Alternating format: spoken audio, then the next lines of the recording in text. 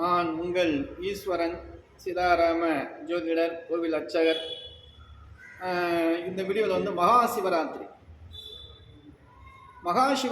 26/2/2025 நமக்கு புதன்கிழமை அன்னைக்குன்னு மகாசிவராத்திரி முழுமையாக இருக்குது.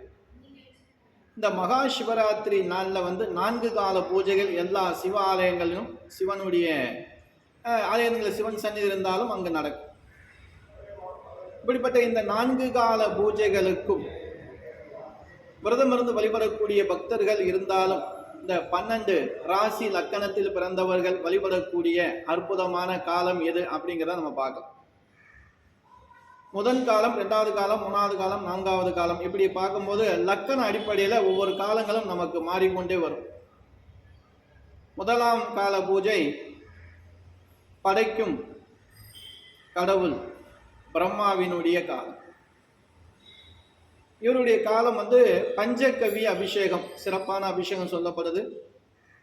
இந்த நேரத்தில், அதாவது மாலை 6 மணியிலிருந்து இரவு 9 மணிக்குள்ளாக முதல் கால பூஜையில் வந்து நமக்கு சிம்ம லக்கணமும் கன்னி லக்கணமும் வருதுங்க. லக்கணமாக இருந்தாலும் சரி, ராசியாக இருந்தாலும் சரி, இந்த முதல் கால பூஜைக்கு அபிஷேகத்திற்கு தேவையான பொருட்கள் நீங்கள் வாங்கி கொடுக்கலாம். உங்களுக்கு அதிக நற்பலன் கிடைக்கும். அன்னதானம் செய்யலாம். மிதுன ராசி, மிதுன லக்கணத்தில் பிறந்தவர்களுக்கும் இது பொருந்தும். அடுத்து 2ஆம் கால பூஜை 9 மணியிலிருந்து 1 மணி வரைக்கும். இந்த காலம் வந்து மகாவிஷ்ணு, காக்கும் தெய்வம் மகாவிஷ்ணுவின் காலம். பஞ்சாமிர்த அபிஷேகம் சிறப்பு சொல்லுவார். இந்த காலகட்டத்தில் துலாம் ராசி, விருச்சக ராசி, துலா லக்கணம், விருச்சக லக்கணத்தில் பிறந்தவர்களும் இந்த காலகட்டத்திலே பஞ்சாமிரதத்துக்கு தேவையான அபிஷேக பொருள்கள் வாங்கி கொடுக்கலாம், அன்னதானங்கள் செய்யலாம். அதே போல வந்து ரிஷபராசி, ரிஷப லக்கணத்தில் பிறந்தவர்களுக்கும் இது பொருந்தும். மேஷராசி, மேச லக்கணத்தில் பிறந்தவர்களுக்கும் இது பொருந்தும். 3ஆம் கால பூஜை ஆதி பராசக்தி அம்பாளுடைய காலம் சொல்ல, சிவபெருமானுக்கு பூஜை செய்யக்கூடிய காலம். தேன் அபிஷேகம் சிறப்பு.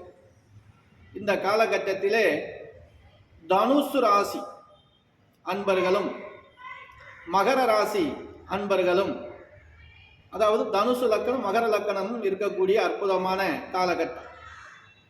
இந்த காலகட்டத்திலே தனுசு ராசி, தனுசு லக்கணம், மகர ராசி, மகர லக்கணத்தில் பிறந்தவர்களும், கும்ப ராசி, கும்ப லக்கணமாக இருந்தாலும் சரி இதில் பிறந்தவர்களும், மீன ராசி, மீன லக்கணமாக இருந்தாலும் அதில் பிறந்தவர்களும் இதில் வந்து வழிபட்டு கொள்ளலாம். இந்த 4ஆம் ஜாம பூஜை அப்படிங்கிறது 33 தேவர்களும், முனிவர்களும், ரிஷிமார்களும், பூதகணங்களும், மனிதர்களும் செய்யக்கூடிய பூஜை. கரும்புச்சாறு அபிஷேகம் சிறப்பு. இந்த நேரங்களிலே அனைத்து ராசி அன்பர்களும் கலந்து கொண்டு அபிஷேகத்திற்கு தேவையான பொருள்கள், அன்னதானங்கள் செய்யலாம். கடகராசி அன்பர்கள் 4 கால பூஜைக்கும் பால், கோமியம், அதாவது முதல் கால பூஜையில் பஞ்சகவியம் செய்கிறேன் இல்லையா, அதுக்கு வந்து கோமியம் வாங்கி கொடுக்கலாம், நெய் வாங்கி கொடுக்கலாம். எல்லா காலத்திற்கும் அபிஷேக பொருள் வாங்கி கொடுக்கக்கூடிய பாக்கியம் கடகராசி அன்பர்களுக்கு இருக்கு. சிறப்பு வந்து 12 மணி நள்ளிரவு பூஜை, 3ஆம் கால பூஜை. அனைவருக்கும் வணக்கம். அடுத்த வீடியோவில் சந்திக்கும் வரை நான் உங்கள் ஈஸ்வரன் சீதாராம ஜோதிடர் கோவில் அர்ச்சகர். நன்றி.